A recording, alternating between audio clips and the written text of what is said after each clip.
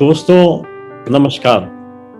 नमस्कार। अनुस्वार मंच पर आप सबका स्वागत है और आज हमारे साथ प्रसिद्ध व्यंग्यकार अरुण अर्णव खरे हैं जिनसे हम उनकी साहित्यिक यात्रा पे चर्चा करेंगे और देखेंगे कि उन्होंने किस तरीके से अपनी यात्रा का संयोजन किया है। स्वागत है अरुण अर्णव खरे जी। बहुत आभार। आज की चर्चा अरुण जी आपकी साहित्यिक यात्रा पर रहेगी जी। तो कैसे शुरू हुआ आपका लेखन कार्य, कब से शुरू हुआ और इसकी प्रेरणा कहाँ से मिली आपको? संजू जी, सबसे पहले अगर प्रेरणा की बात करूं तो मेरा जन्म बुंदेलखंड के एक बहुत साहित्यिक परिवार में ही हुआ था। तो साहित्यिक वातावरण घर में शुरू से ही था। मैंने मतलब जहां हमारा मूल निवास है, तो हम जब भी कभी अजयगढ़ जाते थे, पन्ना जिले में अजयगढ़ एक तहसील है, वहां हमारा मूल निवास है। तो जब भी कभी अजयगढ़ जाते थे तो वहां हमने कई बड़े साहित्यकारों को आते जाते देखा। हमारे घर में आते थे वो वृंदावन लाल वर्मा, एक बार महादेवी वर्मा जी भी आई थी। कई लोग ऐसे आते थे। तो साहित्य में रुचि तो स्कूल के दिनों से ही जाग गई थी। स्कूल के दिनों में ऐसे कभी कभी तुकबंदी कर लेते थे, कुछ कर लेते थे जी। और फिर दूसरा क्या, हमारी जो माता जी थी बहुत ज्यादा पढ़ी लिखी तो नहीं थी वो, लेकिन उनको पढ़ने का बहुत शौक था। तो उनको मैं अक्सर लाइब्रेरी से किताबें लाके देते थे। तो वो वृंदावन लाल वर्मा, जयशंकर प्रसाद, आचार्य चतुर्सेन, के.एम. मुंशी की उपन्यास वो पढ़ती थी और उनको पढ़ते देख करके हमको भी ललक होती थी। इतनी मोटी मोटी किताबें वो 3-4 दिन में खत्म कर लेती, मैं भी पढ़ के देखूं। तो शुरू में हमने सबसे पहले वयम रक्षामा पढ़ी, आचार्य चतुर्सेन की। तो उसको पढ़ के लगा कि ये कुछ अलग तरह की कहानी है और ये इस किताबें पढ़ना चाहिए। तो वहां से हमारा पढ़ने का शौक लगा और वहीं से थोड़ा बहुत लिखने का भी शौक हमको लगा। ये कह जी।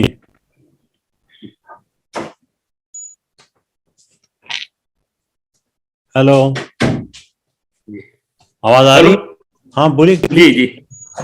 हाँ, तो सबसे पहली बार मैं जब 11th में था उस समय शायद, या 10th में रहा हूँगा, तब पहली बार एक रीवा से दैनिक जागरण पेपर निकला करता था। उसमें हमारी कविता एक बार प्रकाशित हुई। तो निश्चित रूप से उस एज में अगर कोई कविता प्रकाशित हो जाए तो बहुत उत्साह होता है, बड़ी खुशी होती है। बहुत खुशी की बात थी। घर में भी एक अलग लोगों को लगा कि भाई लड़का कुछ कर सकता है, लिख रहा है। प्रोत्साहन भी बहुत मिला जी। आज की तारीख में भले ये थोड़ा वैसा लगता हो, लेकिन उस समय बहुत बड़ी बात थी ये। तो 14-15 साल की उम्र में आप छप भी गए? पहली बार मैं करीब 10th में रहा हूँगा, 15 साल ही उम्र रही होगी। तो उसमें दैनिक जागरण में मेरी एक कविता प्रकाशित हुई। फिर उसके बाद 11वीं में आया जब मैं, तो एक पहला व्यंग छपा, दिल्ली से कजरारी मैगजीन निकला करती थी, मासिक पत्रिका थी। उसमें पहली बार व्यंग छपा जिसका शीर्षक था मौत एक नेता की। तो इस कदर से मेरी साहित्यिक यात्रा, कहना चाहिए प्रकाशन की यात्रा भी शुरू हुई। आपके व्यापक रचना संसार में कितनी पुस्तकें हैं, उनका कुछ उल्लेख करेंगे? अब वैसे तो मैं क्या है, हायर सेकेंडरी करने के बाद मैं बीएससी पार्ट 1 किया, फिर मैं इंजीनियरिंग में आ गया। इंजीनियरिंग में आ गया तो समय फिर लेखन करीब करीब बंद जैसा ही हो गया, क्योंकि सबसे पहली उस समय जो प्रायोरिटी थी वो इंजीनियरिंग पास करना थी।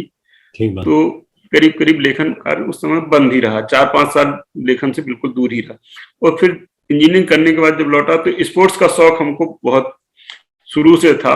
मैं हॉकी में भोपाल विश्वविद्यालय की तरफ से भी खेला हूँ, बास्केटबॉल खेला हूँ। तो खेल लेखन की ओर जुड़ गया और इसमें हमको नई दुनिया ने 82 में खेल मैगजीन शुरू की, खेल हलचल। उसमें कॉलम लिखने की जवाबदारी हमको दी। तो जो करीब करीब 15 साल तक उसमें हमने एक कॉलम लिखा जिसका शीर्षक था 10 सेकंड के लिए। तो कुछ उसमें प्रश्न रहते थे, 10 सेकंड में पाठकों से उनके जवाब, वो बहुत लोकप्रिय कॉलम था, उसमें काफी चर्चा होती थी उस मैगजीन में। तो 1984 या 85 से लेके 2000 तक, जब तक वो मैगजीन छपती रही, उसमें मैं लगातार कॉलम ये लिखता रहा। तो खेलों पे हमने बहुत काम किया। जी, और खेलों पे ही पहली किताब भी आई हमारी 82 में जी। एशियाई खेल दिल्ली में हुए थे, तो इसमें एशियाई खेलों पे ये पहली किताब थी जो आई। उसके बाद कुछ इंग्लिश में किताबें आई, हिंदी में भी आई, और इसकी समीक्षा बीबीसी ने भी उस समय की, और हिंदी में इसको अच्छी पुस्तकों में से बताया जो खेलों पे लिखी गई है। और उसके बाद फिर 2 क्विज की किस पब्लिश कहाँ से हुई सर? ये जो एशियाई खेलों की किताब थी, सुबोध पॉकेट बुक्स दिल्ली ने छापा था। फिर उसके बाद एक किताब हमारी ये 87 में विश्व कप हुआ, क्रिकेट विश्व कप, तो उस समय आई, उसको ये पुस्तक महल ने छापा जी। और पुस्तक महल ने फिर 2 क्विज किताबें भी हैं, भारतीय खेल क्विज और इंटरनेशनल खेल क्विज, 2 किताबें उन्होंने और छापी फिर 92 में। हमने एक किताब छापी ओलंपिक गाथा पे।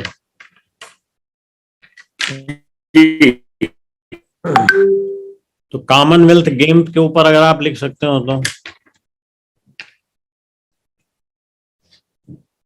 हेलो ओलंपिक हाँ हमारे कॉमनवेल्थ पे अगर आप लिख सकते हो तो हमें खुशी होगी छापने में।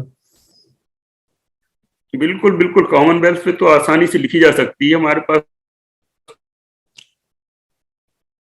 कुछ तैयार भी मैटर होगा, और अभी हाल में ही मध्य प्रदेश खेलों के ऊपर एक इंसाइक्लोपीडिया आया है, उन्होंने प्रकाशित किया उसको, जिसमें मध्य प्रदेश के खेलों और खिलाड़ियों के ऊपर जानकारी है उसमें।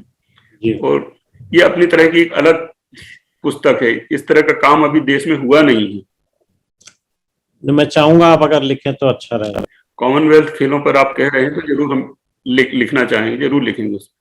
हम आपसे इस पर पृथक से चर्चा करेंगे, उसकी रूपरेखा बनाएंगे फिर। हाँ। और साहित्यिक पुस्तकों की जहां तक बात है, तो सबसे पहले एक हमारी कविता की पुस्तक आई है 2012-13 में करीब आई है, जिसका शीर्षक था गुनगुनी धूप, मेरा चांद और गुनगुनी धूप। फिर उसके बाद ये रात अभी स्याह नहीं, 2 किताबें कविता के ऊपर आई हैं। फिर 2 किताबें भी व्यंग पे आई हैं, 2 कहानी संग्रह आए हैं, एक उपन्यास आया है। बहुत सही। साहित्यिक यात्रा में हमारी इतनी पुस्तकें। हमें तो बड़ी खुशी हो रही है जानकर कि आप कविता के क्षेत्र में भी हो। अब वैसे साहित्य में आता है, मेरा अनुभव ये रहा है कि साहित्य का प्रवेश द्वार ही कविता है। कविता से शुरुआत करके ही अधिकतर लोग साहित्य में प्रवेश आते हैं, और फिर अपनी समय के साथ उनकी एक निश्चित विधा निर्धारित हो जाती है, फिर उनका सृजनकार उस विधा में उस हिसाब से पढ़ने लगता है। तो शुरुआत तो हमारी भी कविता से हुई, और जैसा कि हमने बताया कि सबसे पहले कविता ही प्रकाशित हुई थी, लेकिन वर्तमान समय में कहानियां और व्यंग लेखन की ओर ज्यादा ध्यान है, उसमें हमको ज्यादा रुचि भी आ रही है लिखने में, उसमें लोगों का प्रोत्साहन भी मिला, लोगों ने पसंद भी किया है। ये आपके दोनों व्यंग संग्रह नायाब हैं, उफे ऐप के झमेले और चार्ली चैपलिन ने कहा था। नहीं, चार्ली चैपलिन ने कहा था तो कहानी संग्रह है, व्यंग संग्रह है एक हैशटैग और मैं, और उफ ये ऐप के झमेले। बहुत बढ़िया। चार्ली चैपलिन ने कहा था ये कोरोना काल की कहानियां हैं इसमें। अच्छा। लेकिन ये एक नए नजरिए को लेकर लिखी गई हैं, कोरोना की घटनाएं उसके केंद्र में हैं, लेकिन उसका ताना बाना कुछ इस तरह से बुना गया है कि आप पढ़ते हुए उसको कुछ नया ही महसूस करेंगे। इसके पहले कहानी संग्रह आया था भास्कर राव इंजीनियर, उसकी कहानियां भी अलग परिवेश की ही कहानियां थी, जो युवा मन को आंदोलित करें, युवा मन की बात करें, युवाओं के संघर्ष की बात करें, युवाओं की जो परेशानियां हैं जिंदगी में हर तरह की, उनकी बात करें, इस तरह की कहानियां उस संग्रह में थी। और मैं चूंकि इंजीनियरिंग बैकग्राउंड से हूं तो बहुत सारी कहानियों में इंजीनियरिंग अपने आप ही आ जाती हो, इंजीनियरिंग का माहौल, इंजीनियरिंग का बैकग्राउंड, इंजीनियर्स लोगों की परेशानियां, तो इस तरह की कहानियां बहुत कम ही लिखी गई हैं, इसलिए युवा पीढ़ी को ये पसंद भी आती हैं। वो रिलेट कर लेते हैं ना, अपने आप को संबद्ध पाते हैं। जी जी जी। तो उन्हें लगता है हमारे बीच की स्टोरी है। अच्छा, ये स्टोरी में और व्यंग में जब आप लिखने की बात आती है तो आप विषय वस्तु कैसे चुनते हैं? अब विषय तो क्या है कि विषयों की कहीं कमी नहीं है, एक दृष्टि होना चाहिए आपके पास कि हमको इस विषय पे लिखना है। तो विषय तो विसंगतियां हमारे जीवन में ही इतनी है, हमारे आसपास ही इतनी विसंगतियां बिखरी पड़ी हैं, तो विषय चुनने की तो कभी कोई जद्दोजहद करना नहीं पड़ती है।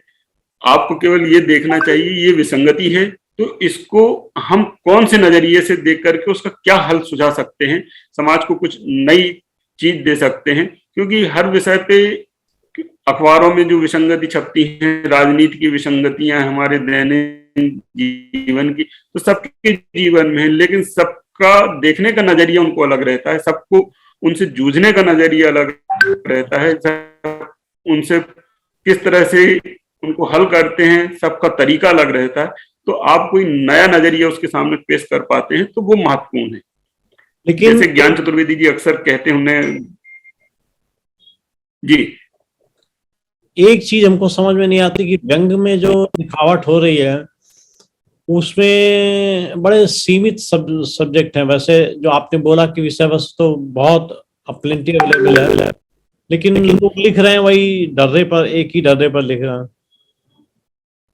अब जैसे हमने कहा कि लोगों का देखने का नजरिया इसमें महत्वपूर्ण है। जो परसाई जी या शरद जोशी के टाइम पे जो विसंगतियां थी, जो सनातन विसंगतियां हैं, जैसे जात पात की विसंगतियां हैं, ऊंच नीच की विसंगति है, सांप्रदायिकता की विसंगति है, ये सनातन की विसंगतियां हैं और हर काल में ये मौजूद हैं। थोड़ा बहुत स्वरूप इनका बदलता रहता है, लेकिन वर्तमान समय की जो विसंगतियां हैं वो उनके समय में नहीं थी। तो इसलिए आज के समय की जो विसंगतियां हम उनको पकड़ के उस पर लिखना शुरू करें तो वो कुछ नयापन लगेगा, लोगों को लगेगा कि ये चीजें नहीं है। मैं अभी तो चर्चा के दरमियान ही आपने जैसे देखा होगा हमारे दोनों व्यंग संग्रह जो हैं, हैशटैग और मैं और उफ ये ऐप के झमेले, तो इसमें बहुत सारी नई विसंगतियों की ही बात की गई है। सोशल मीडिया भी 15-20 सालों से जितना पॉपुलर हुआ है, जितना लोगों के जनजीवन में आ गया है कि उसके बिना हम अपने जीवन की कल्पना नहीं कर पा रहे हैं, उसके साथ जितनी विसंगतियां आई हैं तो उनको हमको एड्रेस करने की जरूरत है, आपने नए लोगों को सचेत करने की जरूरत है। आपने नए विशेष विषय चुने सोशल मीडिया से और इंटरनेट से, तो ऐसा ही मैं कहता हूं कि विसंगतियां तो सब क्षेत्रों में, बस वही वही लिमिटेड विसंगतियों पर क्यों लिखा जाए, नए विषयों पर क्यों न लिखा जाए। जैसे आपने कहा अंग्रेजी, वो आपके अभियंत्रण से संबंधित बातें आपके लेखनी में आ जाती हैं, तो ये नया रुख देती हैं, नई चीज देती हैं, और मैं समझता हूँ कि उससे एक्सेप्टेंस पाठक की बढ़ना चाहिए। बिल्कुल बिल्कुल, मैं बिल्कुल आपकी बात से इत्तेफाक रखता हूँ, क्योंकि नए विषय का अनुसंधान तो होना ही चाहिए। जी सर। और तीसरी चीज ये कहता हूँ कि आज के 60 साल पहले हरिशंकर परसाई और शरद जोशी अवतरित हुए थे, उन्होंने बड़ा अच्छा काम किया, लेकिन उनका काम उस देश काल और वातावरण में था।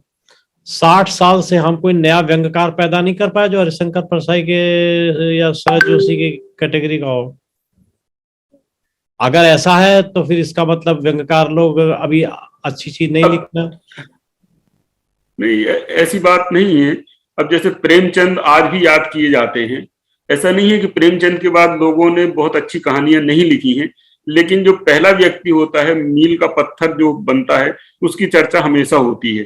तो प्रेमचंद इस मायने में हमेशा कालजयी हैं, रहेंगे। उनके बाद भी बहुत अच्छा लिखने वाले हुए, बहुत बड़े बड़े कहानीकार हुए, लेकिन फिर भी सबसे पहले नाम प्रेमचंद का ही लिया जाता है। उसी तरह व्यंग की भी बात करेंगे अपन तो परसाई हमेशा ही याद किए जाएंगे, क्योंकि परसाई ने मिसाल कायम की, एक लौ जगाई व्यंग की, व्यंग को स्थापित किया साहित्य की जगत में। अपने आप में वो भी एक मील का पत्थर है, तो उनको नाम तो हमेशा ही लिया जाएगा। उनके बाद भी बहुत सारे अच्छे व्यंगकार हुए हैं। भोपाल में ही डॉक्टर ज्ञान चतुर्वेदी हैं, और श्रीलाल शुक्ल का राग दरबारी अपने आप में एक ऐतिहासिक दस्तावेज है व्यंग का।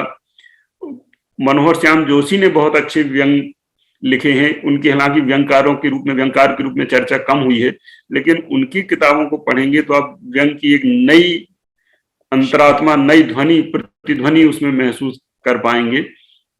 प्रेम जन्मेजय जी हैं, हरीश नवल जी हैं, तो इन्होंने व्यंग के लिए काफी काम किया। और व्यंग आज अगर स्थापित हो पाया है, हर अखबार अगर व्यंग को प्रकाशित करना चाह रहा है, व्यंग की बात अगर इतनी हो रही है, तो इसमें इन लोगों का बहुत योगदान है।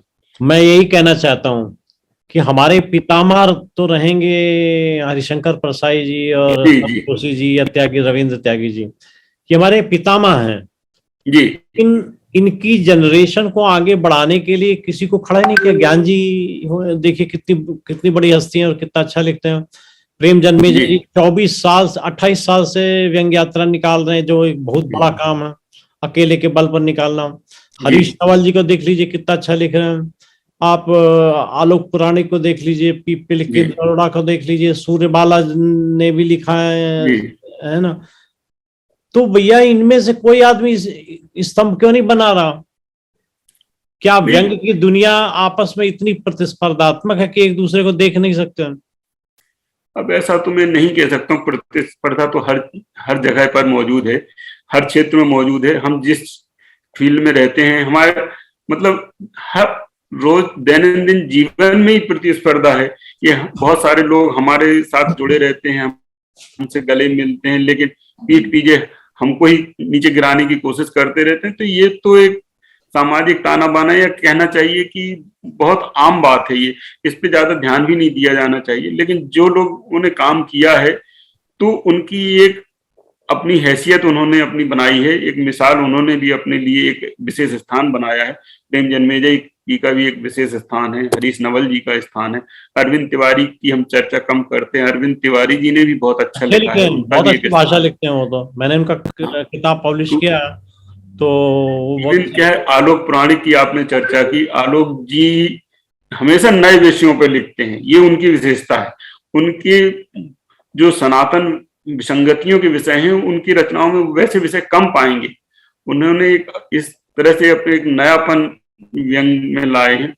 और ज्ञान जी तो ऐसे अकेले व्यंगकार हैं जिन्होंने व्यंग उपन्यास बहुत सारे लिखे हैं। अभी हाल में ही उनका स्वांग एक व्यंग उपन्यास आया है, उसके पहले पागल खाना आया था। और बुंदेलखंड की पृष्ठभूमि पे उनका मरीच का उपन्यास आया था। काफी ये उनके उपन्यास जितने भी आए बहुत चर्चित रहे हैं। तो व्यंग उपन्यासों के क्षेत्र में ज्ञान जी ने जितना काम किया उतना किसी ने नहीं किया है। आने वाले समय में निश्चित रूप से एक परसाई जी तो हमेशा पहले रहेंगे ही, उनके बाद जो भी आएंगे उनकी गणना, वो तो भीष्म पितामह है समझ लो जी। लेकिन हस्तिनापुर का राज्य तो किसी और को मिलना चाहिए ना। तो इस पर निश्चित रूप से वो असल में ये क्या है, आकलनकर्ताओं की ये गलती हम इसमें मानते हैं। जो व्यंग की आलोचना में आए हैं वो उसके परे जाके अभी देखना उन्होंने शुरू नहीं किया है। जब उनकी दृष्टि में फैलाव आएगा तो निश्चित रूप से ज्ञान जी की, प्रेम जन्मेजय की, इनकी भी चर्चा होगी, इनके भी स्थान की चर्चा होगी, इनका सही ढंग से इनकी भी बात आएगी। ठीक है, अभी नहीं आ पा रही, लेकिन आने वाले 5-10 सालों में जरूर इनकी भी चर्चा उसी हिसाब से होगी जिस तरह से परसाई जी की होती है। चलिए, गॉड ब्लेस। तो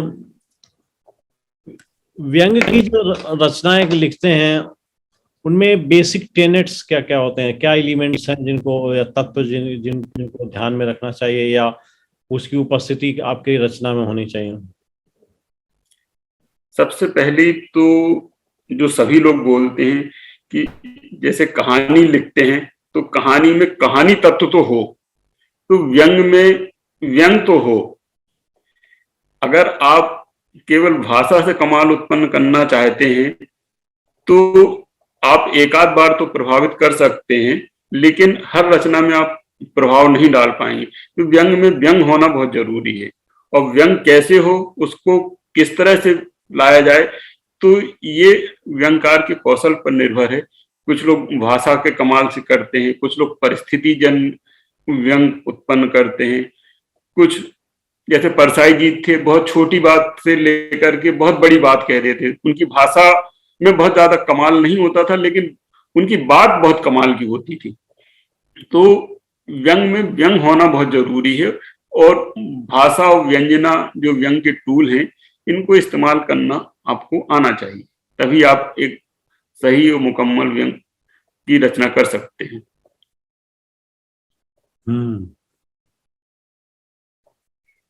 व्यंग के आलोचना क्षेत्र में ज्यादा लोग नहीं आ रहे हैं। हाँ, ये तो एक सोचने वाली बात है कि व्यंग की आलोचना में अभी बहुत ज्यादा काम नहीं हुआ है। जो लोग कर रहे हैं तो बहुत गिनती के लोग हैं। रमेश तिवारी जी ने कुछ प्रयास किया है, उन्होंने काम किया है अभी, लेकिन व्यंग आलोचना में बहुत काम करने की जरूरत है। राहुल देव एक नया वो है, उस क्षेत्र में काम कर रहे हैं, अभी हमने किताब करी है। लेकिन व्यंग आलोचना का काम अभी बहुत शुरुआती दौर में है, ये कहना चाहिए। अभी इस पे बहुत ज्यादा काम हुआ नहीं, वो बहुत करने की जरूरत है।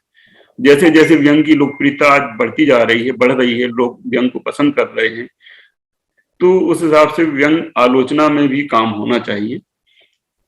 अरुण जी, मैंने तो व्यंग के लिए 2 पुरस्कार रखे हैं, सेटअप किया। सॉरी, एक व्यंग रचना के लिए और एक व्यंग आलोचना के लिए। जी सॉरी। तो बहुत अच्छा काम किया, इसके लिए तो आपको साधुवाद बनता है। और आपको इस क्षेत्र में हमने कई काम किया। वैसे मैं लिखता नहीं, क्योंकि गद्य मुझसे लिखा नहीं जाता, लेकिन एक तो अब तक 75 हमने कलेक्शन दिया था, फिर 251 का कलेक्शन दिया था, 251 व्यंगकारों वाला। फिर व्यंगकारों वाला जो कलेक्शन है वो इंग्लिश में भी ला रहे हैं अभी, ताकि वो इंटरनेशनल एक्टिवेशन हो सके उसका, ठीक है ना। इसके अलावा 2 प्रोजेक्ट्स हमने लॉन्च ऑलरेडी करी हुई है। पहली व्यंग कोश की, ताकि उसमें सारे व्यंगकारों को कुछ किसी न किसी शामिल किया जा सके, और दूसरी व्यंग की व्याख्या कि व्यंग क्या है, कैसे लिखें वगैरह वगैरह, और चुनिंदा जो व्यंगकार हैं उनके बारे में कुछ ज्ञान। तो हम भले व्यंग नहीं लिखते, लेकिन हमारे को लगता है कि व्यंग का जो सेटअप है या जो इसको बनना चाहिए वो चीज अभी है नहीं। इस मामले में तो आप बिल्कुल बधाई के पात्र हैं कि आपने व्यंग को आगे लाने में, उसको बेहतर बनाने में बहुत बड़ा काम किया है, बहुत अच्छा काम किया। और कई आपके जो ये प्रोजेक्ट हैं, उससे तो मैं भी जुड़ा रहा हूँ। आपने जो 2-3 संग्रहों के नाम बताए हैं, 251 व्यंगकार, अब तक 75 है, उनमें मेरी रचनाएं हैं। और जो व्यंगकार कोश और इस सब की बात हो रही है, तो ये आपका स्तुत्य प्रयास है, कहना पड़ेगा, क्योंकि इस दिशा में कहानी में और कविताओं में तो काम हुआ है, व्यंग के क्षेत्र में अभी तक इस तरह का कोई काम हुआ नहीं है। तो उस हिसाब से इसकी चर्चा तो हमेशा आगे होएगी, और इसके लिए तो आपको बहुत बहुत धन्यवाद इस समय दे सकते हैं। और ये काम आप ऐसे ही बढ़ाएं, इसको हमारी शुभकामनाएं भी आपके साथ रहेंगी, और जो सहयोग हमसे हो पाएगा वो करेंगे। आपके कहने पर हम अपनी पीठ थपथपा लेते हैं। तो अच्छा, जब पात्रों का सृजन कहीं करते हैं तो उसमें वास्तविक पात्र कैसे करते हैं या काल्पनिक पात्र होते हैं, क्या एक्चुअल सिचुएशन है कहानी में या व्यंग में? अब व्यंग में तो क्या है कि जहाँ कल्पना की बात आएगी, काल्पनिक पात्र आएंगे, तो रचना फैंटेसी में पहुंच जाती है जी। तो फैंटेसी भी एक व्यंग का एक स्वरूप है कि आप अपनी बात कुछ ऐसे बिंबों, ऐसे चरित्रों के माध्यम से पहुंचाते हैं, तो जिसमें हमको कल्पना की कुछ ऐसे काल्पनिक पात्रों की जरूरत पड़ती है। तो लेकिन जब कहानियां लिखते हैं तो कहानियां अगर आप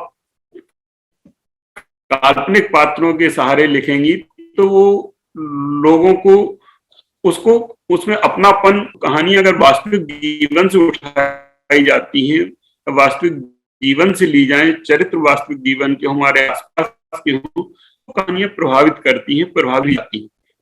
तो ये मूल अंतर है कि कहानियों में तो हमको चरित्र अपने आसपास से, इसी समाज से, और ऐसा लगे कि हमारे आसपास के ही लोग हैं ये जिनकी बात इस कहानी में की जा रही है, तो उसका प्रभाव अपनी तरफ अलग सा रहेगा।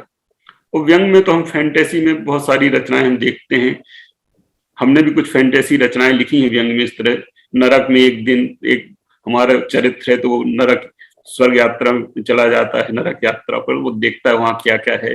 या ब्रह्मलोक में एक दिन भी है, तो वहां पे ब्रह्मा जी की फैक्ट्री किस तरह से चल रही है, किस तरह से मानव का निर्माण करते हैं, तो इन विसंगतियों का चित्रण उन्होंने किया है। तो ये आनंद के लिए लिखी जाती हैं व्यंग में फैंटेसी की रचनाएं।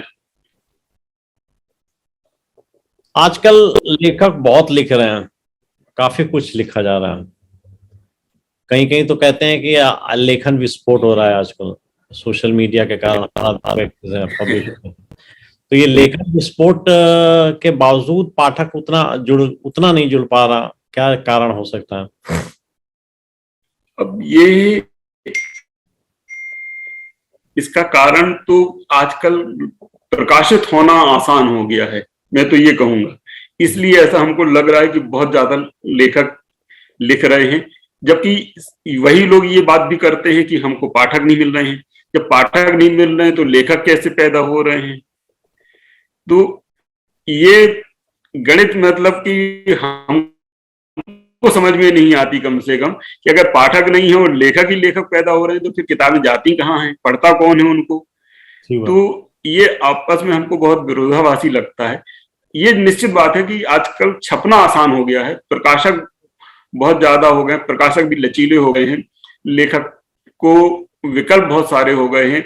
पहले अखबार गिनती के 2-3 अखबार होते थे, जब मैं पढ़ता था भोपाल में 2 या 3 अखबार थे। आज भोपाल में 20 अखबारों से ज्यादा हैं और हर एक में व्यंग कॉलम छपता है, ये छपता है। तो लोगों को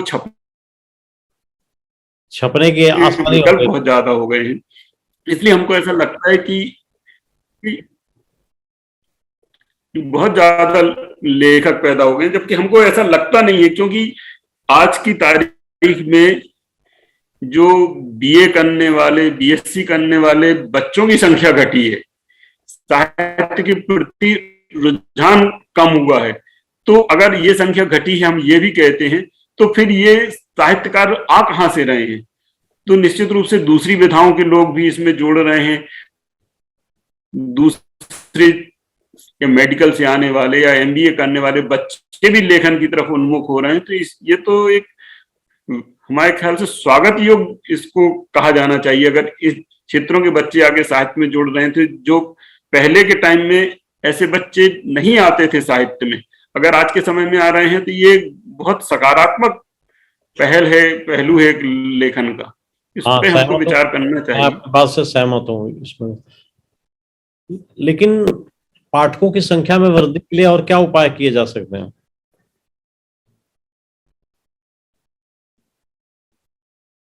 अब आज की पाठक के लिए अगर ये कहा जाए कि वो किताब खरीद के पढ़ें, तो इसके लिए तो हमको जरूर कुछ ना कुछ ऐसा सोचना पड़ेगा, कुछ इस पे किताबें उन तक पहुंच जाएं। जी। और इसमें क्या ऑनलाइन जो प्लेटफॉर्म्स हैं वो काम कर रहे हैं, किया भी है, उसको थोड़ा सरलीकृत करने की जरूरत है कि उसको लोगों तक आसानी से पहुंच सके। क्योंकि अभी आज की तारीख में जो यंग जनरेशन है, जी सर, तो आप अगर देखेंगे तो एयरपोर्ट पर बैठे हुए बच्चे अपने मोबाइल में या किंडल पर कुछ ना कुछ पढ़ते हुए पाए जाते हैं, ट्रेन्स में पाए जाते हैं। तो पढ़ने की रुचि घटती नहीं है, लेकिन माध्यम जरूर बदल गया है, मेरा ऐसा मानना है। क्योंकि किंडल पे इतनी आसानी से पूरी दुनिया का साहित्य उपलब्ध है, तो अगर उसकी रुचि का साहित्य वहां पर एक क्लिक में मिल जा रहा है तो वहां पे चला जाता है। किताब खरीदने के लिए अब पहले रेलवे स्टेशनों पे बुक स्टॉल्स थे, सब तरह की पत्रिकाएं मिल जाती थी, किताबें मिल जाती थी। अभी पिछले 2-3 सालों में वो सब खत्म, समाप्त कर दी गई हैं, समाप्ति की ओर हैं। तो हमको किताबों की पब्लिक प्लेस पर उपलब्धता सुनिश्चित कराने की जरूरत है। हम उनको खत्म कर रहे हैं, हम उनकी उपलब्धता नहीं बढ़ा रहे हैं। इस मामले में आपने अच्छा काम किया है कि जो एयरपोर्ट्स पे आपने अपनी इंडियन नेट बुक से प्रकाशित होने वाली किताबों की उपलब्धता सुनिश्चित की है। ये बहुत ही अच्छा कदम हो और इस पे दूसरे प्रकाशकों को भी विचार करना चाहिए, दूसरे प्रकाशक भी इसमें प्रयास करें और जो हमारे पॉइंट्स हैं, पब्लिक पॉइंट्स हैं, उन पर किताबों की उपलब्धता सुनिश्चित हो। ये बहुत जरूरी है, जो हम खत्म कर रहे हैं उनको। पहले बस स्टॉप पे 2-3 बुक स्टॉल हुआ करते थे, आज देखने जाएं तो एक भी नहीं मिलता। कई बार तो मैं भोपाल में, मैं जहां रहता हूं, जब पढ़ता था तो मैं रेलवे स्टेशन जाता था किताबें खरीदने के लिए। अब आजकल हाँ, तो या वहां पे बिल्कुल कोई सही किताब कह ही नहीं मिलती है, ये सही कह स्थिति रहे हो हैं। गई। लेकिन प्रॉब्लम ये है कि जो बुक स्टॉल का होता था, उस बुक स्टॉल को आप मल्टीपर्पज स्टोर के तौर पर डेवलप कर रहे हैं, तो किताबों का जो फोकस रहता था वो कम हो रहा है। मेरा किताबें तो है ही नहीं वहां पर। मेरा कॉन्ट्रैक्ट एच व्हीलर के साथ में ऑलरेडी है, लेकिन वो सप्लाई नहीं जा पा रही, क्योंकि अभी उनका सिस्टम ही कहीं कुछ प्रपोजल आता है, कहीं कुछ प्रपोजल आता है, तो वह एक्टिवेट ही नहीं हो पा रहा। तो ये लेकिन ये सरकारी नीतियों की कमजोरी है, जो इन अच्छी चीजों को बंद करना। निश्चित रूप से, क्योंकि एज व्हीलर्स का भोपाल में जो स्टॉल था, उस पे पहले बहुत सारी साहित्य किताबें मिल जाती थी और उनके पैरेलल भी 2-3 स्टॉल और थे। गीता भवन, गीता प्रेस का भी था, गांधी संस्थानों के भी वहां पर स्टॉल हुआ करते थे, जो आजकल समाप्ति की ओर है बिल्कुल। जो एज व्हीलर्स है वो आधे से ज्यादा स्पेस में तो वो नमकीन और बिस्कुट और इसके पैकेट रखने लग गया है। क्या करें बाकी छोटी जगह में कुछ अखबार रख लेता है, कुछ मैगजीन्स रख लेता है। आजकल तो हंस और ज्ञानोदय जैसी मैगजीन भी स्टॉल पे नहीं मिल पा रही है, कुछ नहीं मिलती। हमारी भी सप्लाई इसीलिए कम शुरू नहीं हो पाई एच व्हीलर पे, क्योंकि अभी वो इसके आइडिया ही नहीं लिए है। मतलब पाठकों को दोष देने की बजाय हमको इन व्यवस्थाओं को सुधारने के लिए जिम्मेदार लोगों के दरवाजा खटखटाना चाहिए, ठीक बात। ताकि वो इस पर विचार करें। जब पाठक को अगर किताब नहीं मिलेगी, पब्लिक पॉइंट पे किताब नहीं पा सकता है वो, तो उसको हम कैसे दोष दे सकते हैं। ठीक बात है। लेकिन डिजिटल ईरा आ गया है, तो साहित्य अब डिजिटल पब्लिकेशन में आने लग रहा है। निश्चित, अब ये तो देखिए समय के हिसाब से बहुत सारी चीजें बदलती हैं, तो ये भी बदलाव आया है, इसको अन्यथा नहीं लिया जाना चाहिए। लेकिन किताबों का प्रकाशन कभी खत्म नहीं होगा। कुछ समय बाद, अभी ये बूम पर जो चीजें हैं, कुछ समय बाद जब इसमें स्टेबिलिटी आएगी तो हर चीज स्टेबलाइज आपको नजर आने लगेगी। किताबों की दुनिया मतलब जो किताबें प्रकाशित होती हैं उनका स्थान अभी जरूर लग रहा है कि हमको घट रहा है, लेकिन उनका स्थान घटेगा नहीं कभी, उनकी महत्ता बरकरार रहेगी। अब एक सवाल थोड़ा व्यक्तिगत है, लेकिन पूछना तो चाहूंगा मैं। जी जी, बिल्कुल बिल्कुल। लेखन कार्य के अलावा आपकी कौन कौन सी हॉबीज हैं? आपको जैसे बताया, मैं जब पढ़ता था तो हॉकी मैं यूनिवर्सिटी लेवल तक खेली है। और आपको ये जानकर भी वो होगा कि ओलंपिक में महबूब खान वगैरह जो खेले हैं भोपाल से, असलम शेर खान, तो वो सेफिया कॉलेज से खेला करते थे। हम लोग इंजीनियरिंग कॉलेज की टीम से जाते थे इंटर यूनिवर्सिटी मैच खेलने, तो दूसरे के टीमों के साथ खेले हैं। बास्केटबॉल स्कूल लेवल पे मैं बास्केटबॉल खेला हूँ और थोड़ा बहुत पेंटिंग का शौक है। वाह, क्या बात है, ये बढ़िया शौक है सर। लेकिन लेकिन लेकिन कभी उसको मैं बहुत ज्यादा उस पर समय नहीं दे पाया, तो ऐसी कभी कभार नहीं, पेंटिंग पे करिए सर, मुझे भरोसा है इंजीनियर होने के स्केचिंग ये थोड़े नाते। बहुत कर लेता हूँ, बाकी और आखिर में आपसे अनुरोध मुख्य है रूप कि से तो अपने लेखन में ये समय। उ- मैंने कहा हेलो। आखिरी आखिरी प्रश्न क्या है कि उदीयमान या नवोदित लेखकों के लिए आपका क्या संदेश देना चाहेंगे? कुछ समय पहले मैंने एक मैगजीन निकलती है, जी तो सर। उनके संपादक ने बोला था हम नवोदित लेखकों के लिए एक अंक निकाल रहे हैं, तो आप उनको कुछ संदेशात्मक कुछ जी आप एक लेख लिख दीजिए। हमने उनके लिए लिखा था कि कोई भी लेखक लेखक के लिए पढ़ना बहुत जरूरी है। जब तक आप पढ़ेंगे नहीं, सही बात है। तब तक आप से लोगों की मनोवृत्तियों से, लोगों की भावनाओं से आप परिचित नहीं हो पाएंगे। और जब तक आप परिचित नहीं हो पाएंगे तो आपके लेखन में वो गंभीरता नहीं आ पाएगी। तो वास्तविकता नहीं लिखने दिखे। से पहले पढ़ना बहुत जरूरी है। आपको जो रुचि है वो पढ़िए। हम ये नहीं कह रहे हैं कि आप कुछ भी पढ़ें, जिसमें रुचि है आप वो किताबें पढ़िए, और जिससे आपकी समझ विकसित होती है, आपका नए आयाम खुलते हैं, आपकी दृष्टि।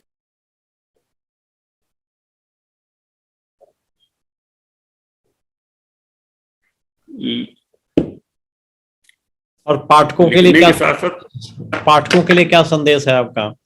खूब पढ़ो। पाठकों पाठकों के लिए तो संदेश ये है कि जितने से अगर आपको पढ़ने की रुचि है, भले आपको पब्लिक पॉइंट पे पुस्तकें नहीं उपलब्ध कराई जा रही हैं, नहीं करा पा रहे हैं, ये हमारे सिस्टम की विफलता है, लेकिन आप अपनी रुचि को मरने मत दीजिए, उसको जिंदा रखिए। और कहीं से भी कैसे भी हो, आप पुस्तकें खरीदिए, पढ़िए, और लोगों को पढ़ने के लिए प्रोत्साहित करिए। अपने परिवार में करिए, अपने मित्रों को करिए, अपने पड़ोसियों को करिए। आपने कोई किताब पढ़ ली है तो अगर आप उसको सहेज के रखते हैं तो बहुत बढ़िया है, नहीं तो जो गरीब बच्चे हैं उनको आप उपलब्ध कराइए, उनको उनके मोहल्ले में जाके बांट दीजिए। कम से कम पढ़ने का ये जो कमी आ रही है वो समाज में महसूस नहीं हो। जब आदमी पढ़ता है तो दूसरी गतिविधियों से, जो अनसोशल एक्टिविटीज जो समाज में बढ़ रही हैं, उनसे अपने आप दूर हो जाएगा। पढ़ने से जो समझ विकसित होती है, हमको बिल्कुल सही समाज में कहा वो आपने। विकसित करने की बहुत जरूरत है। आप का क्या विचार है कि लेखक का क्या रोल होना चाहिए पाठकों की वृद्धि में? लेखक का क्या रोल होना चाहिए, क्या दायित्व होना चाहिए लेखक का, ताकि पाठकों की संख्या बढ़े, उसकी पुस्तक और अधिक से अधिक लोग पढ़ें?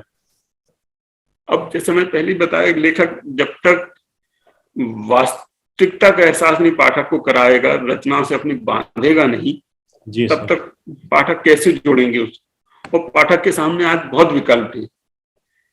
सबसे बड़ी बात कि पाठक के सामने आज इतने विकल्प हैं कि आपकी किताब वो क्यों खरीदे, ये आपको ही सोचना पड़ेगा कि हम ऐसा क्या लिख रहे हैं कि पाठक उसकी तरफ आकर्षित हो। ये हम हमको सोचने की जरूरत है, क्योंकि अगर एक ही प्लेटफॉर्म पे परसाई से लेकर के अरुण अर्णव खरे तक मौजूद हैं, और पाठक के पास अगर जेब में 200 रुपए हैं, 200 रुपए की किताब खरीदना है, तो अरुण अर्णव खरे को क्यों खरीदेगा? वो परसाई की तरफ पहले जाएगा। ठीक तो ये बात। हमको सोचने की जरूरत है, हम ऐसा क्या लिखें या क्या हमारा प्रेजेंटेशन रहे कि पाठक उस 200 रुपए में हमको हमारी तरफ उन्मुख हो। क्योंकि एक आर्थिक समस्या भी है हर एक के सामने, विकल्प जब बहुत ज्यादा हो तो वो भी एक महत्वपूर्ण बिंदु है जिस पे लेखक को ध्यान देना चाहिए, और अपने लेखन में उसी के हिसाब से सुधार या उसी के हिसाब से वो करना चाहिए। आपने सही कहा, हमारा भी यही मत है कि लेखक को प्रयास करने चाहिए, और लेखक और प्रकाशक दोनों अगर जुड़कर एक साथ प्रयास करेंगे तो उसके रिजल्ट बहुत अच्छे आएंगे, ऐसा मेरा सोचना है। बिल्कुल बिल्कुल। तो इसी के साथ हम आज की सभा का विसर्जन करते हैं। बहुत बहुत धन्यवाद, बहुत बहुत आभार धन्यवाद कि धन्यवाद आपने संजीव समय जी। दिया और व्यंग के ऊपर आपने कई बहुत महत्वपूर्ण बातें बताएं। तो हम चाहेंगे कि आगे आने वाले प्रोग्राम में भी आप शामिल होते रहें और अपना बिल्कुल, अपना जो मैं तो ज्ञान है कोशिश करता हूँ जब भी समय मिलता है आपके कार्यक्रम में जुड़ूं, और आपने कॉमनवेल्थ गेम्स के ऊपर जो प्रस्ताव दिया है उस पे मैं बिल्कुल, मेरा प्रयास रहेगा कि उसको जल्दी से आपको जल्दी उसको पूरा करूं। आपको हमने दो प्रस्ताव दिए हैं, एक तो कॉमनवेल्थ गेम का और जी दूसरा लोक कथाएं इकट्ठा जी करना। जी जी। तो उन्हें मालवा का अलग, निमाड़ का अलग, जी बुंदेलखंड का अलग, ये जरा कुछ किसी को लगाइए इस काम में, है ना। जी जी। मैं प्रयास करूंगा दोनों जल्दी से जल्दी आपको करके बहुत दूं। बहुत धन्यवाद। हाँ, एक बार फिर धन्यवाद, थैंक यू। मिलते हैं सर।